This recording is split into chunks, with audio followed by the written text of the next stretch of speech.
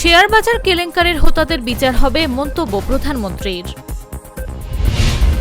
ষড়যন্ত্র করে ভোটে হারানো হয়েছে, অন্তর্বর্তী সরকারও জড়িত ছিল দাবি জামায়াত আমিরের। হামের উপসর্গ নিয়ে প্রাণ গেল আরও ৩ শিশুর। এবার সারা দেশে অতি ভারী বর্ষণের আভাস, চট্টগ্রামে ভূমিধসের শঙ্কা। পরীক্ষার খাতা মূল্যায়নে অবহেলা রোধে আসছে সারপ্রাইজ টেস্ট।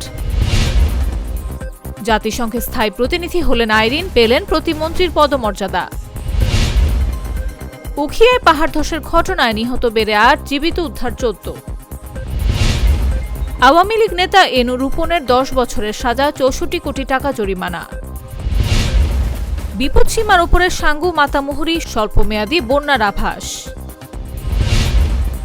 সাজেকে আটকা ৫ শতাধিক পর্যটক, রিসোর্টের ভাড়া নিচ্ছেন না মালিকরা।